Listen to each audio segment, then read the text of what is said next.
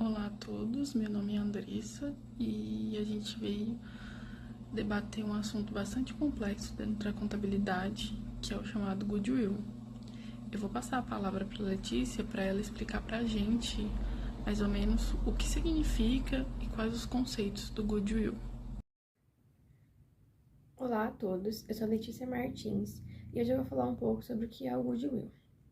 O Goodwill, tecnicamente, é definido como ágio por expectativa de rentabilidade futura. De acordo com o CPC 15, o Goodwill é um ativo que ele representa benefícios econômicos futuros resultantes de outros ativos que foram adquiridos em uma combinação de negócios, que eles não podem ser identificados individualmente e nem reconhecidos separadamente. Para nós encontrarmos o valor do Goodwill, nós temos uma fórmula bem simples. Nós vamos subtrair o valor justo líquido dos passivos e ativos identificáveis do valor de aquisição, do custo de aquisição pago pela investidora. Se o valor pago for maior do que o valor justo, então nós temos o Goodwill. Agora um exemplo. Imagina que a empresa Delta, ela quer comprar a empresa Beta. O valor justo da empresa Beta é de R$1 milhão. Porém, a empresa Delta ela aceita pagar R$1.400.000. Esses R$400.000 de extras, eles são um Goodwill, que eles representam na empresa Beta os processos de lucros internos, que garantem uma expectativa de rentabilidade futura. Porém, é importante ressaltar que, de acordo com o CPC 4, o Goodwill gerado internamente, ele não pode ser reconhecido como ativo. Ele só entra no balanço em caso de aquisição efetiva. Então, por exemplo, a empresa Beta ela não pode registrar os R$400.000 do seu know-how no seu próprio balanço. Agora, vamos ver casos de aplicação do Goodwill.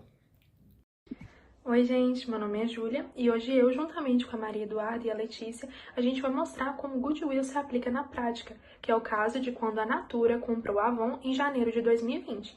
Para isso, a gente deu uma olhada nas demonstrações contábeis da empresa e se deparou diante de dois cenários.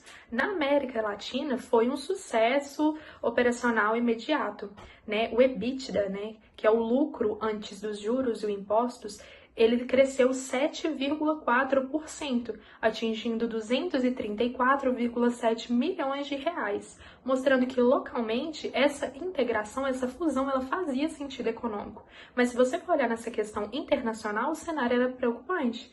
O EBIT dele despencou 85,3%, ficando em apenas 27,7 milhões. Oi, eu sou a Letícia Gouveia. Para piorar a situação desse segmento internacional, a despesa com depreciação e amortização da Avon Internacional saltou absurdos, 286,5% no trimestre. Oi, aqui é a Amanda. Mas como isso ocorreu, Letícia? Porque no processo de transição chamado de PPA, a contabilidade teve que destacar do preço de compra os ativos intangíveis que tinham prazo de validade, como marcas menores e contratos com revendedoras. No papel, esses ativos vão perdendo valor com o tempo, gerando um custo contábil pesado que esmagou o lucro da empresa na DRE, mesmo sem sair um único centavo de dinheiro físico do caixa. Boa tarde, pessoal. Meu nome é Maria Eduarda. E diante dessa estrutura gigante, a pergunta que fica é: como a Natura conseguiu bancar isso tudo sem quebrar o seu caixa? E a resposta é até bem simples. É porque ela não usou dinheiro. Ela emitiu novas ações e as entregou aos antigos donos da Avon. Por isso, no seu balanço patrimonial, deu-se um salto gigante dentro do patrimônio líquido, mais especificamente nas reservas de capital, subindo de 1,3 bilhão para 11,1 bilhões. E em contrapartida, registrou-se no seu ativo 11,5 bilhões de Goodwill, fazendo o seu intangível disparar, partindo de 11,5 bilhões para 27 bilhões. Ou seja, basicamente, tudo que a Natura possuía no papel era expectativa de rentabilidade futura. Mas, gente, deixa eu entender uma coisa. Se a Natura virou essa gigante e o faturamento consolidado mais do que dobrou, chegando a 7,5 bilhões de reais, por que a DRE ela fechou o trimestre com um prejuízo líquido de 820,8 milhões de reais? Letícia, esse é o preço de digerir um gigante. A Natura teve que assumir despesas pesadas que vieram junto com o negócio. No operacional, gastou 298,3 milhões em taxas de assessoria, advogados e bancos para fechar o contrato. No financeiro, as despesas com juros explodiram para 1,8 bilhão, porque a Natura herdou todas as dívidas que a Avon tinha acumulada pelo mundo. Oi, aqui é a Maria Eduarda Leles. Ah, sim, entendi. Mas se o prejuízo foi de 820 milhões e o caixa bruto gerado pareceu baixo, de onde vem o famoso EBITDA ajustado de 571,5 milhões que os investidores elogiaram na época? Maria, excelente pergunta. Para quem olha esses 820 milhões no lucro líquido, vai se assustar logo de cara. Mas para mostrar a situação real da empresa, a controladoria ela tem que fazer um limpa. Esse limpa é chamado de efeitos não caixa, que é uma regra contábil que tudo aquilo que afeta o balanço no papel, mas que na real não tira um centavo, nada do bolso da empresa. E para isso, ela precisa somar de volta dois grandes valores.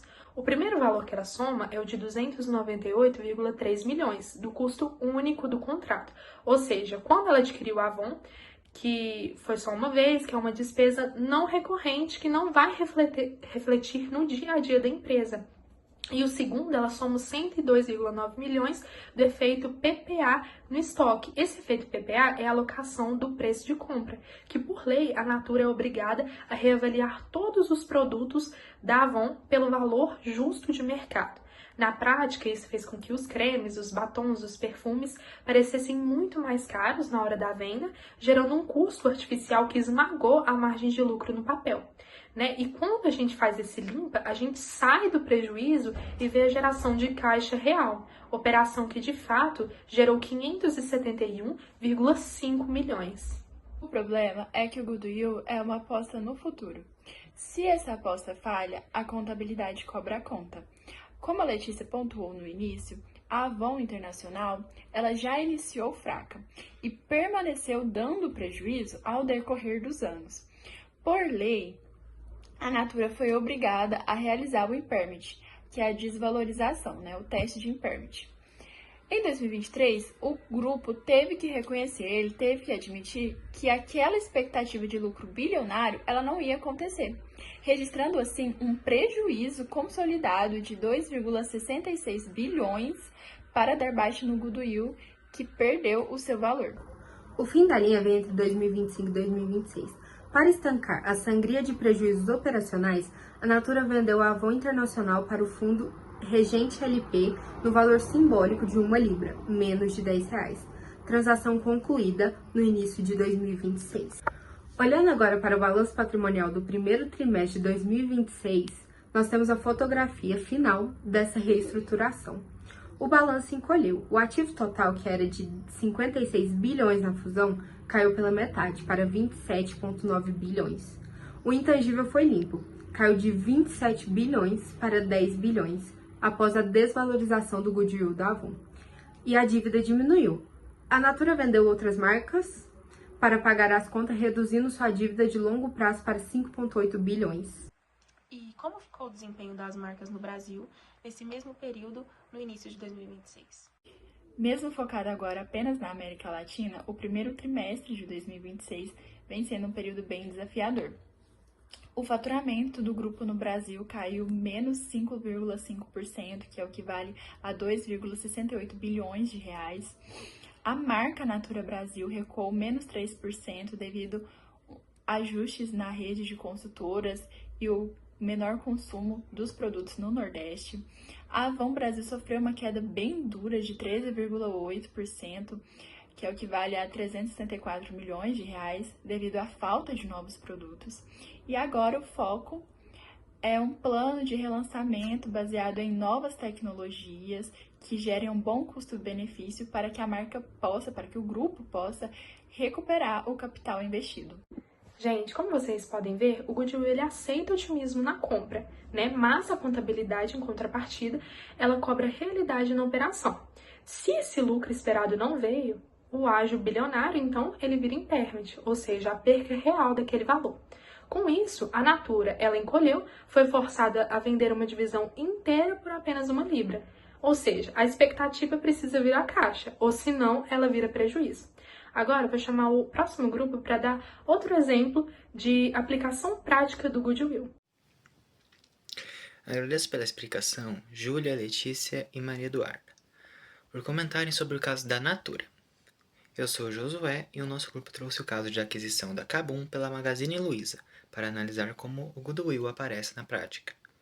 Para começarmos, todos na mesma página, o goodwill ou ágio por expectativa de rentabilidade futura é basicamente a diferença entre o valor pago na compra de uma empresa e o valor justo de seu patrimônio. Em outras palavras, acontece quando uma empresa paga mais do que a outra vale na contabilidade por seus ativos e passivos, porque ela acredita que possui outros fatores capazes de gerar lucro futuro, como uma marca forte, clientes fiéis, tecnologia, conhecimento de equipe ou potencial de crescimento. Oi pessoal, tudo bem? Meu nome é Caio Bassoli e... peraí, Josué, me tira uma dúvida logo de cara. Por que um comprador aceitaria pagar mais caro do que o patrimônio líquido da outra empresa realmente vale? Excelente pergunta, Caio. Isso acontece porque tem muito valor real que não aparece no balanço patrimonial tradicional.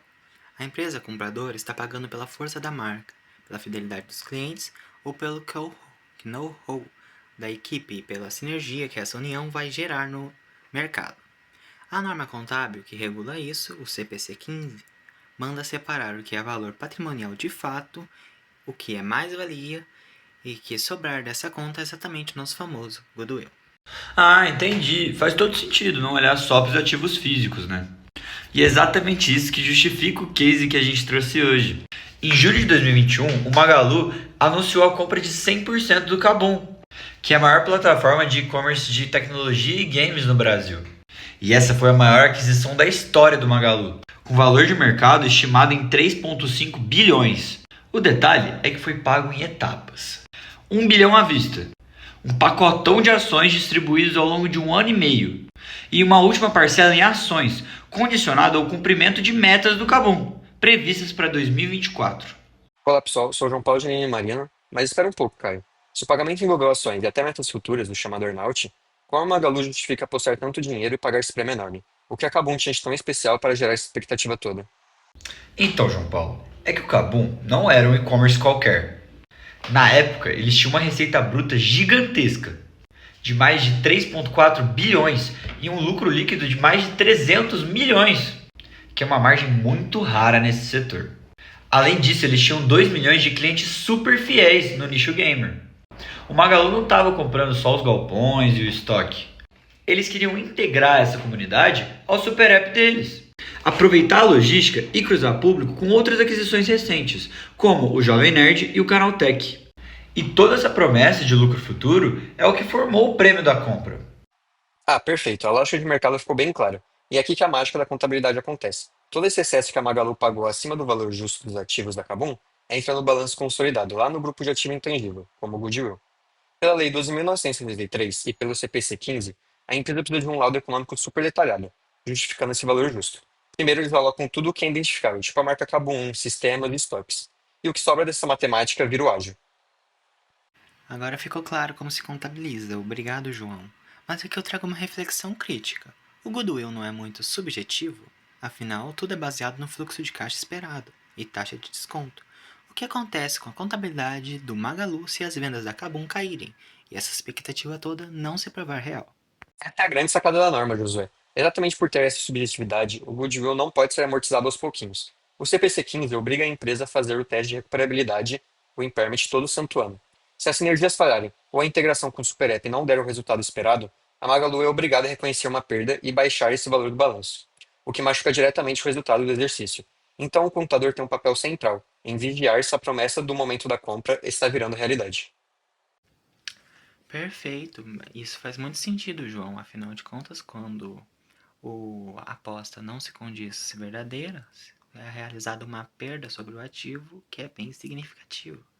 Por isso as empresas investigam outros casos antes de fazerem suas compras, como por exemplo do Itaú, com a XP ou da Localiza. Retomando a nossa discussão sobre goodwill, eu fui olhar os demonstrativos consolidados da Magalu, de 2021, ao ano da compra, para 2022, para entender como o ágio da Kabum se comportou na prática no balanço patrimonial da Magalu. Vocês viram as variações na linha desse ágio e do investimento? Sim, eu vi o relatório financeiro. O saldo inicial do investimento relacionado a Kabum em 2021 registrava cerca de 1,73 bilhão. E o dado curioso é que, mesmo com um cenário desafiador para o e-commerce, o saldo final em 2022 fechou em aproximadamente 1,92 bilhão, refletindo as dinâmicas de valor da controlada. Exato, Caio. E quando a gente abre as tabelas de movimentação para entender o efeito no ágio, dá para ver claramente os reflexos contábeis disso. Por exemplo, houve uma redução do capital social da Kabum em setembro de 2022, no valor de 50 milhões, além da equivalência patrimonial positiva, de 157 milhões, que impactou diretamente a base patrimonial, onde o goodwill está ancorado. Sem contar a linha específica de remensuração do ágio, que aparece no demonstrativo com um saldo positivo de R$ 108.037. Isso prova que o goodwill não é um número estatístico, algo lançado no dia da compra e depois esquecido. Ele sofre ajustes técnicos e revisões de alocação de preço dentro do período de mensuração, permitido pelas normas da contabilidade. É por isso que o trabalho do contador é tão complexo nessa parte, né? Porque envolve auditar o ágio gerado por expectativa de lucro futuro, pago naquela compra bilionária, que continua fazendo sentido econômico ou se precisa de ajuste de mensuração. Perfeito. Olhando esses demonstrativos de 2021 e 2022, fica evidente que o ágio da Kabum é monitorado ativamente pela controladora, exigindo rigor técnico tanto na contabilização inicial quanto nas variações subsequentes do saldo. Oi gente, sou Yasmin Estevam e agora eu, a Ana Letícia, a Maria Eduarda Leles e a Marília vamos estar mostrando para vocês um caso real de goodwill utilizando a aquisição da Unidas pela Localiza.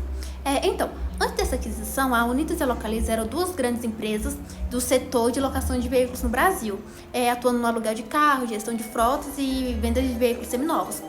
Em setembro de 2021, a Localiza anunciou a intenção de incorporar a Unidas. Mas como essa operação ela envolvia duas grandes empresas líderes do mesmo setor, ela teve que ser analisada pelo Conselho Administrativo de Defesa Econômica, que é o CAD. O CAD concluiu que essa fusão ela poderia realmente reduzir a concorrência do mercado e por isso ele aprovou a operação somente depois de exigir que a Localiza vendesse parte dos seus ativos na divisão de gestão de frotas. Essa operação ela movimentou aproximadamente 3,57 bilhões de reais. Somente depois do cumprimento dessas exigências que a operação foi concluída em julho de 2022. Oi gente, meu nome é Ana Letícia e hoje eu vou falar um pouquinho sobre como funciona o goodwill e como é que ele surge na Localiza. Então, quando uma empresa ela adquire outra, ela compara o valor pago com o valor justo dos ativos e passivos identificáveis da empresa adquirida, e se o preço pago for maior do que esse patrimônio líquido ajustado, essa diferença vai receber o nome do famoso goodwill. Então, ele também é conhecido como ágio por expectativa de rentabilidade futura, só que no caso da Localiza, esse goodwill ele representa benefícios que a empresa esperava obter com a aquisição da Unidas, então sendo eles aumento das participações de mercado, redução de custos operacionais, integração das operações, ganhos de escala, aumento da geração de lucros futuros. E então quando a gente olha para o balanço patrimonial, ele aparece no ativo não circulante, no grupo de ativo intangível, e ele foi registrado como ágio na aquisição de investimentos. E seu saldo aproximado é de 8,053 bilhões. E conforme o CPC 15, o goodwill ele não é amortizado. Em vez disso, ele tem que ser submetido anualmente a um teste de recuperabilidade. E esse teste ele vai receber o nome de teste de impairment. Oi gente, meu nome é Marília e eu vou apresentar para vocês quais foram os principais impactos da fusão da Unidas com a Localiza nas demonstrações financeiras. Na união das duas empresas, houve dois grandes impactos. Foi o primeiro das despesas financeiras, que foi de 100,1 milhões, que foi direcionado à integração das duas empresas. Então, foi gastos com consultorias, a nova identidade visual das lojas, a unificação dos sistemas. E como foi uma despesa pontual dessa fusão, houve um reajuste para que não houvesse uma distorção dos resultados ao comparar com os anos anteriores. Outro grande impacto foi dos efeitos contábeis, que foi com a amortização da mais-valia da aquisição. Na prática, isso reduziu o lucro líquido contábil, mas foi apenas um ajuste de balanço e não houve realmente uma saída de caixa. Mesmo com esses custos temporários e contábeis, a atividade principal da empresa seguiu muito forte e houve um aumento para 2,38 bilhões, que consistiu em 30,9% ao comparar com o mesmo período no ano anterior.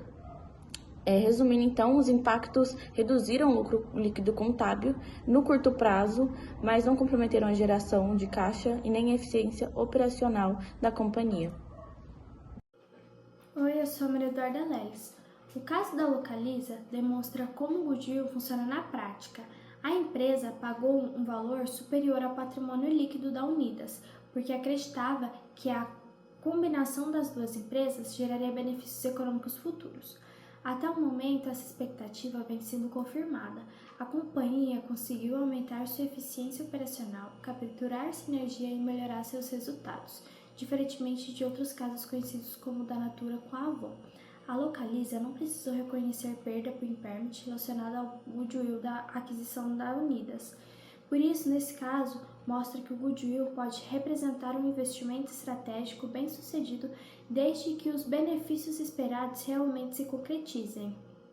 Yasmin, a gente viu que muitas empresas, após fusões complexas, têm que vender alguns ativos ou unidades do negócio. Como que o contador trata essas saídas no balanço? E qual que é o impacto disso na estrutura do goodwill remanescente? Então, quando a empresa vende seus ativos, o contador deve dar baixa desses ativos no balanço e reconhece eventual perda ou ganho na DRE. Se esses ativos estiverem vinculados ao goodwill, uma parte dele também deve ser baixada, mas esse não é o caso da Localiza. No caso da Localiza, a venda de ativos foi uma exigência do CAD e não eliminou o goodwill da aquisição da Unidas, que permaneceu registrado enquanto os benefícios econômicos futuros continuaram sendo esperados. Então, Ana, o cenário macroeconômico muda rapidamente, como vimos com a taxa de juros e o mercado de seminovos. Como a contabilidade da Localiza lida com a obrigação do teste de impairment caso essa sinergia esperada não concretize conforme o planejado? É uma pergunta muito interessante porque a volatilidade macroeconômica e a frustração de sinergia são riscos reais. E a contabilidade da Localiza, ela lida com isso seguindo o CPC número 1. Ele se trata da redução de ativos e, na prática, se o cenário ele muda ou o planejamento falhou, o impacto precisa ser refletido imediatamente no teste de impairment das nossas unidades geradoras de caixa. Então, o primeiro passo é a identificação dos gatilhos, os famosos triggers. Seu segundo passo é recalcular as premissas financeiras. E o terceiro passo é demonstrar o efeito no resultado e no balanço. Então, a contabilidade da companhia, ela atua de forma muito dinâmica. E a Localiza, ela garante a transparência do balanço e ela reflete a real capacidade de geração da sua frota e de suas operações. Marília, ao analisarmos o fluxo de caixa versus o lucro líquido, por que é comum vermos empresas apresentando prejuízos contábeis no trimestre da fusão, mesmo que a operação em si continue gerando caixa? Isso acontece porque no período da fusão a empresa registra diversas despesas contábeis que reduzem o lucro, mas que não apresentam realmente uma saída de caixa. Um exemplo disso é a amortização da mais-valia, que é apenas um ajuste contábil exigido pelas normas. Enquanto essas despesas afetam o lucro líquido, a atividade principal da empresa continua gerando caixa normalmente. Então, por isso que é possível parecer que os lucros estão piores, mas que o caixa continua saudável. Oi, Maria, eu queria fazer uma pergunta para você. Então, com a gente considerando a aquisição da Unidas pela Localiza, como que a aplicação da IFRS 16 influenciou a percepção do mercado sobre o endividamento da empresa após a fusão? E, além disso, também queria saber, no processamento de PPA, se a marca Unidas ela foi reconhecida separadamente como ativo intangível ou se ela foi incorporada ao goodwill, né? E por que essa distinção é tão importante para a amortização e para o teste de impairment? A IFRS 16 aumentou os passivos reconhecidos pela Localiza, influenciando a percepção do mercado no seu endividamento. No PA, a marca Unidas foi reconhecida separadamente como ativo intangível. pois pode ser amortizada, enquanto o goodwill não é amortizado e é submetido a testes de impairment. Agora Amanda, Letícia, Andréia e Alice vão falar sobre a Renner. Bom dia a todos. Agora eu, Letícia Martins, junto com a Amanda e com a Andressa, vamos analisar um pouco o goodwill da Lojas Renner. Tecnicamente, o goodwill é um ativo intangível que representa um importante indicador de estratégia de expansão do grupo. Quando nós olhamos o balanço consolidado da empresa Renner no dia 31 de dezembro de 2025, nós percebemos que ela reportou um saldo líquido de 131,8 milhões de reais. Porém, nesse saldo de 2025, em 2023, o saldo da empresa era de 213,4 milhões de reais, que caiu lá para 158,4 milhões de reais lá para 2024, até chegar no patamar atual, 131,8 milhões de reais. Porém, ao invés de indicar um enfraquecimento da companhia, essa redução ela mostra que a empresa segue as normas contábeis de maneira bem rigorosa. Porque como o goodwill ele não sofre amortização de maneira periódica, a sua redução ocorre apenas com impairment. E quando a Renner realiza esses ajustes, ela demonstra que prefere manter um balanço mais honesto e enxuto do que inflar os ativos com áreas fictícias. Letícia, eu só fiquei com uma dúvida, né? Diante dessa variação desses números globais e dessa postura de limpeza que você mencionou, como exatamente esses 131,8 milhões de reais estão divididos entre os negócios do grupo hoje e qual é o peso real das perdas que temos no último exercício? Muito obrigada pela pergunta, Júlia. Para detalhar, o saldo atual é composto essencialmente por duas unidades geradoras de caixa, as UGCs. O maior pilar é a Camicado, que sustenta um ágio maior de 144,7 milhões de reais, mas que um valor que se manteve bem estável nos últimos anos. Mas nós também temos a Uelo, com 15,1 milhões de reais. É importante notar que a soma desses valores brutos ele é superior ao saldo líquido do exercício do grupo, justamente porque a Renner ela reconheceu em 2025 uma provisão para perdas consolidado, no valor de 26,6 milhões de reais. Esse ajuste ele permite que o balanço reflita apenas o que a administração acredita ser verdadeiramente recuperável. Eu passo agora para Amanda, que vai detalhar o que aconteceu com outras unidades. Obrigada, Letícia. Para a gente entender a fundo a composição desse ativo, a gente precisa falar sobre o caso mais emblemático de 2025, a Repassa. Diferente da Camicado, que mantém seu valor íntegro, a Repassa passou por um processo de baixa total. A Renner reconheceu uma perda total de 73,6 milhões neste investimento no último exercício. Desse montante, 47,8 milhões refere-se especificamente à perda integral do ágio e marca dessa unidade. A interpretação profunda aqui reside no motivo. A Renner admitiu formalmente que houve uma revisão das estimativas de sinergias esperadas. Quando a plataforma de revenda foi adquirida, esperava-se que gerasse um fluxo de caixa que justificasse o ágio pago. Como esse potencial de ganho não se confirmou, a empresa então optou por zerar o goodwill da Repassa no balanço. Isso é um sinal de governança. A empresa interrompe o transporte de um ativo podre para os anos seguintes e foca os seus recursos em unidades como a Camicado, que avançam mesmo em contextos macro desafiadores. Dessa forma, então, ela fortalece as marcas próprias de maior margem. Amanda, entendendo que o valor da Repassa foi zerado enquanto o da Camicado permaneceu, quais são as premissas matemáticas que a administração utilizou para garantir ao mercado que esses milhões da Camicado ainda são válidos? Letícia, o critério é o teste de recuperabilidade. Para a Camicado e a Uelo, a Renner projeta um fluxo de caixa para o horizonte de 10 anos. Em 2025, utilizou-se uma taxa de desconto de 13,7% ao ano, ligeiramente menor do que o que foi usado no ano anterior, que foi de 13,8%, e uma taxa de crescimento na perpetuidade de 6% ao ano.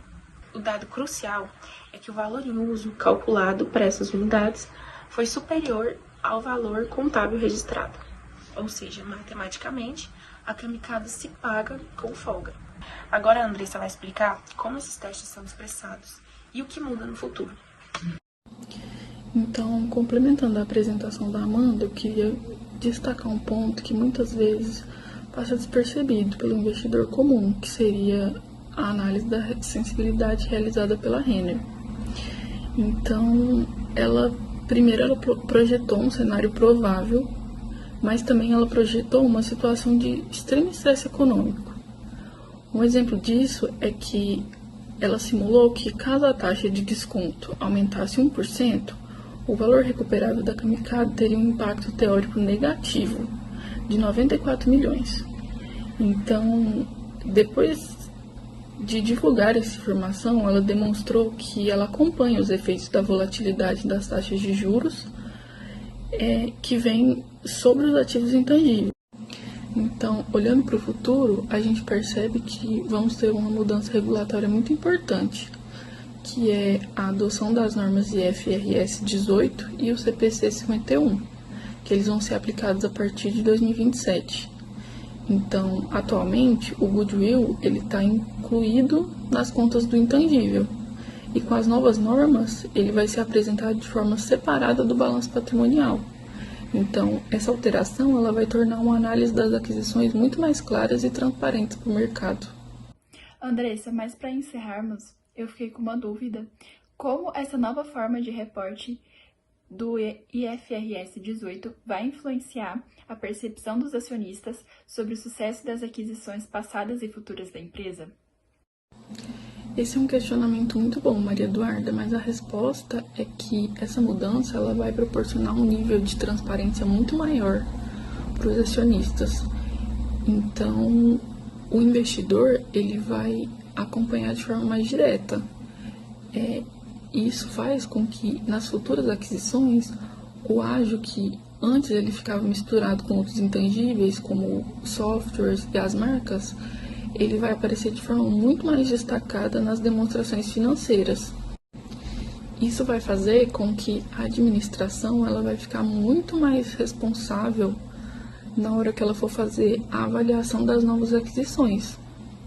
Já que, nesse caso, qualquer perda por impairment ela vai ficar muito mais evidente para os acionistas. Então, em 2025, a Renner ela encerra o exercício com um balanço limpo.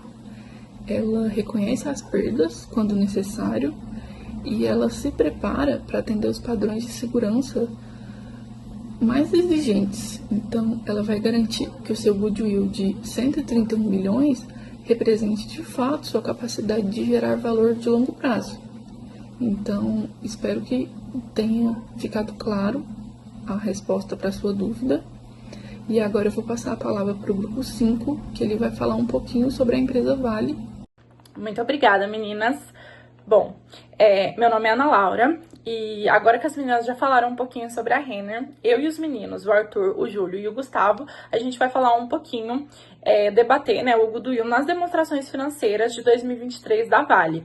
O goodwill ou ágio por expectativa de rentabilidade futura, ele representa benefícios econômicos de ativos que não podem ser identificados individualmente em uma aquisição.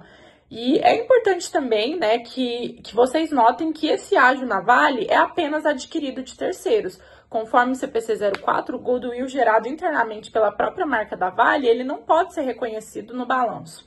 Olá, gente, tudo bem? Eu sou o Arthur e eu vou dar seguimento aqui à fala da Ana.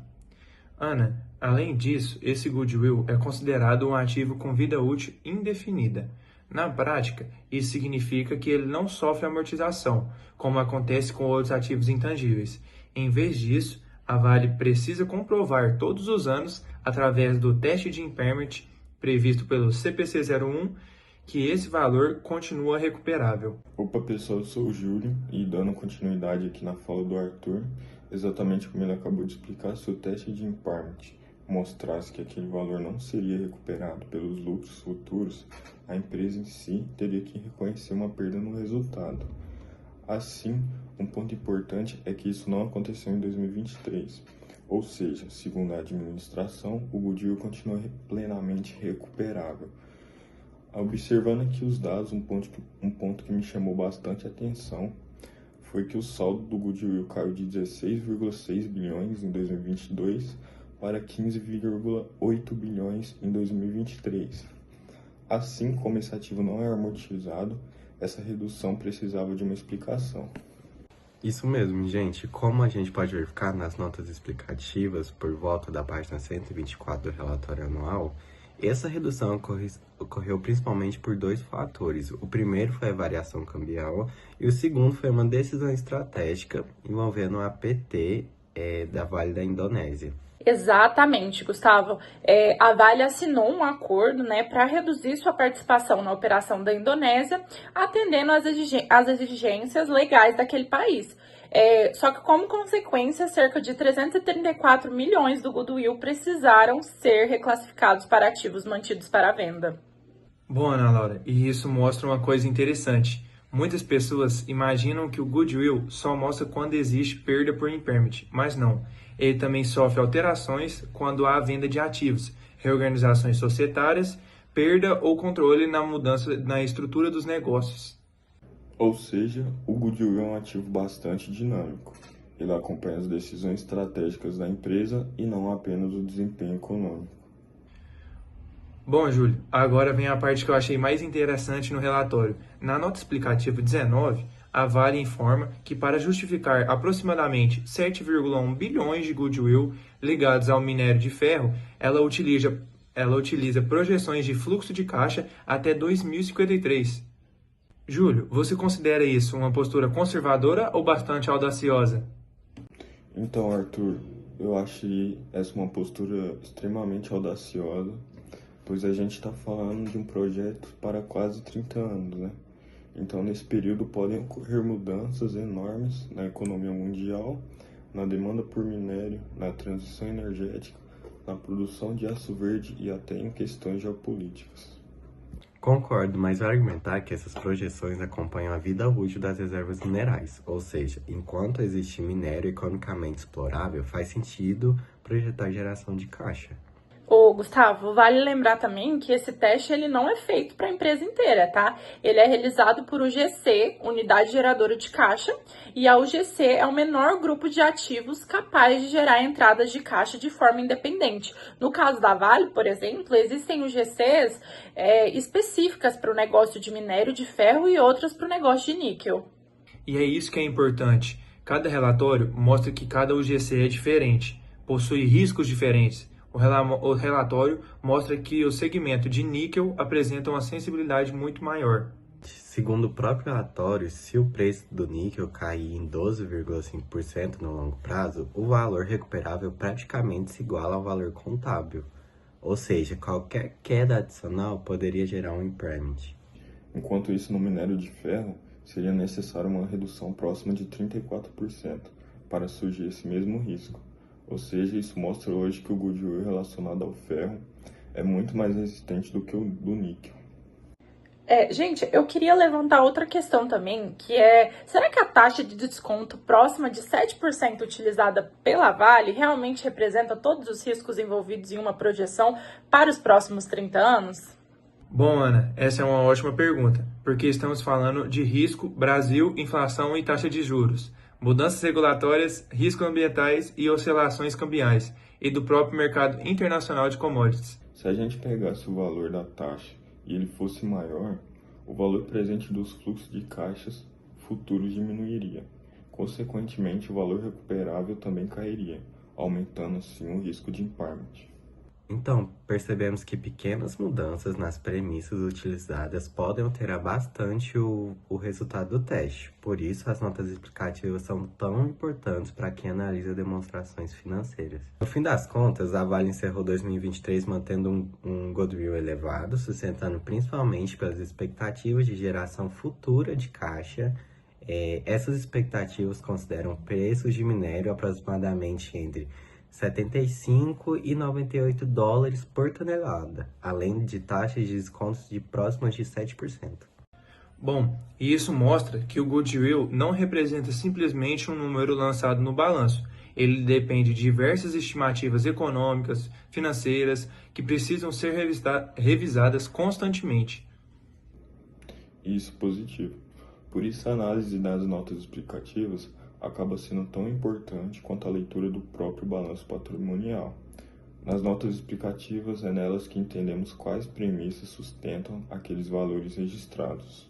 Então, gente, depois desse debate, né, a gente pode concluir que o goodwill da Vale, ele permaneceu sólido em 2023, só que a sua manutenção depende da continuidade dessas expectativas de um longo prazo. Quanto maior o horizonte projetado, maior também é a necessidade de avaliar criticamente as premissas utilizadas, né?